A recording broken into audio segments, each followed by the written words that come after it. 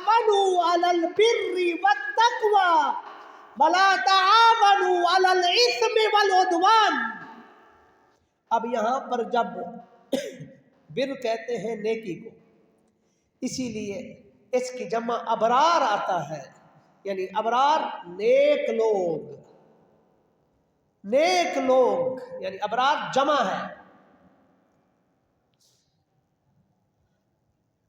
نیک لوگوں کی۔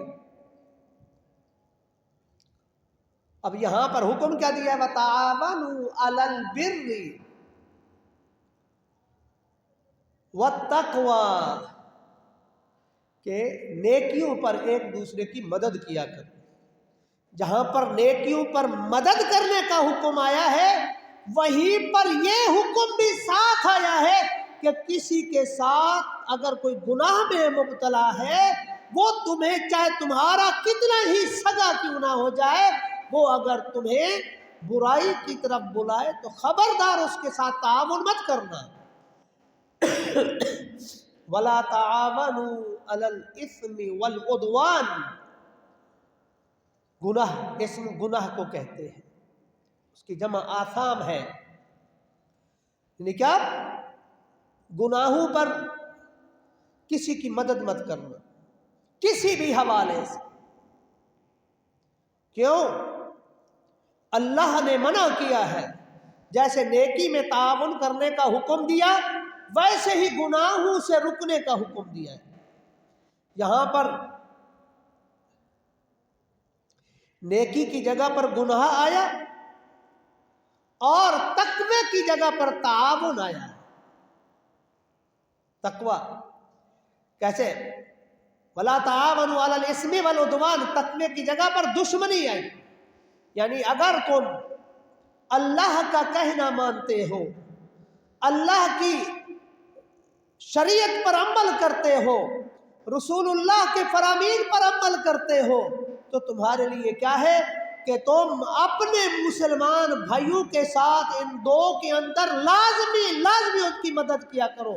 وہ کیا ہے؟ وَتَعَاوَنُوا عَلَى الْبِرِّ وَالتَّقْوَى، نیکی اور تقوی کے اندر۔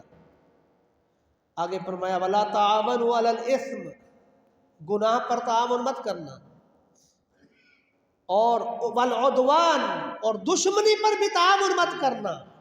یہاں پر اللہ تعالی نے مومنوں کو ایک دوسرے کے ساتھ رہنے کا سلیقہ بتایا ہے، انسانوں کو ایک دوسرے کے ساتھ معاملات کرنے کا طریقہ بتایا ہے۔ وہ کیا ہے؟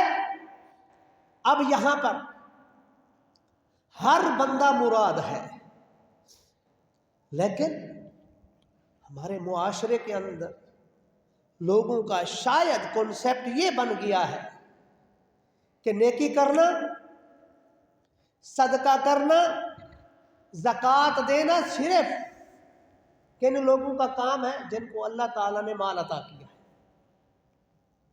ہم شاید یہی سمجھتے ہیں کہ صدقہ کون کرے گا؟ مالدار آدمی کرے گا۔ نیکی کون کرے گا؟ جی مالدار آدمی کرے گا۔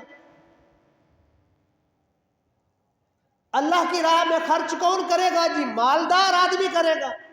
لیکن یہاں پر یہ عام ہے، یہاں پر مالدار یا غریب یا مسکین سب مراد ہے۔ فرمایا وَتَعَاوَنُوا عَلَى الْبِرِّ وَالتَّقْوَى وَلَا تَعَاوَنُوا عَلَى الْإِثْمِ وَالْعُدْوَانِ۔ امت مسلمہ کا ایک ایک فرد اس کے اندر شامل ہے، چاہے وہ مرد ہو یا عورت ہو، بچہ ہو یا بوڑھا ہو، لڑکا ہو یا لڑکی ہو، مذکر ہو یا مؤنث ہو، اس سے سب مراد ہے، یعنی نیکی کا حکم ہر کسی کو دیا گیا ہے۔ قرآن کریم کے اندر اللہ تبارک و تعالی نے اسی چیز کو بیان فرمایا، فرمایا یا ایھا الذین آمنوا، اے ایمان والو۔ یہ جو نیکی کا کنسپٹ میں نے عرض کیا ہے کہ نیکی صرف خرچ کرنا، صرف یہ نہیں کہ مالدار لوگوں کے لیے ہے کہ وہی کریں گے صرف، تو پھر یہ جو میرے آقا علیہ الصلوۃ والسلام، اللہ تبارک و تعالی نے قرآن کریم کے اندر جو بشارتیں دی ہیں، کیا یہ صرف اور صرف مالدار اس کے حقدار بنیں گے؟ اور تو کئی جگہوں پر آپ دیکھیں، کئی ایسے علاقے بھی ہوتے ہیں جن کے اندر بہت کم مالدار لوگ ہوتے ہیں، اور یہ بھی حدیث مبارک ہے، جب لوگ نیکی کرتے ہیں ان کے نیک عمل کی وجہ سے اللہ تعالیٰ ان علاقوں پر اپنی رحمتوں کا نزول کرتا ہے،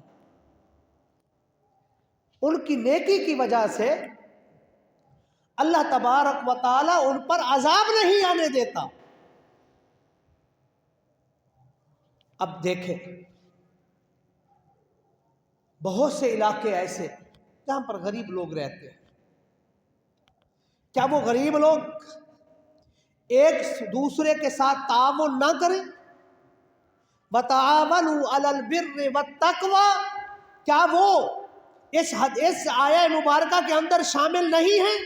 نہیں، سب کے سب قرآن کریم کے اندر جو بھی ایمان لے کر آیا ہے، اللہ تبارک و تعالیٰ نے قرآن کریم میں فرمایا یا ایھا الذین آمنوا، اے ایمان والو، سب کے سب شامل ہیں، مرد عورت، بچہ بچی، نوجوان بوڑھا، ہر ایک فرد جس نے بھی لا الہ الا اللہ محمد الرسول اللہ کہا، ایمان میں داخل ہوا، اسلام میں داخل ہوا، ان سے یہ خطاب ہے یا ایھا الذین آمنوا، اے ایمان والو،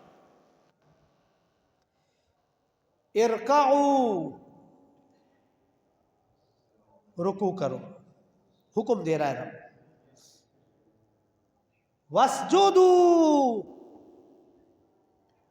سجدے کرو، وَاعْبُدُوا رَبَّكُمْ، اپنے رب کی عبادت کرو، اپنے رب کی عبادت کرو، وَافْعَلُوا الْخَيْرَ، اور نیک عمل کرو۔ خیر نیک عمل کو کہتے ہیں، یہاں پر حکم ہے، جیسے پیچھے حکم آیا کیا یا ایھا الذین آمنوا ارکعوا واسجدوا واعبدوا ربکم، آگے فرمایا وَافْعَلُوا الْخَيْرَ، اسی طرح سے جیسے سجدے رکوع کا حکم دیا، جیسے سجدے کا حکم دیا، اور جیسے عبادت کا حکم دیا، اسی طرح سے نیکی کا بھی حکم دیا ہے کہ سب کے سب نیکی کرو۔ اس لیے حکم کیوں دیا ہے؟ اللہ تعالیٰ فرماتے ہیں لعلکم تفلحون، یہ کرنے سے تم کامیاب ہو جاؤ گے، تمہیں کامیابی ملے گی، تم اللہ کے یہاں کامیاب ہو جاؤ گے۔ جب تم کامیاب ہو گئے پھر اللہ تعالیٰ نے تمہارے لیے اپنے پاس ایسا اجر رکھا ہے جس کو اجر عظیم کہتے ہیں، وہ کیا ہے؟ جنت ہے۔ یعنی جس کسی نے بھی لا الہ الا اللہ محمد رسول اللہ کہا، ان سب کے لیے یہ حکم ہے کہ نیک عمل بھی کرو۔ میرے آقا علیہ السلام، اب یہ دیکھیے کمال،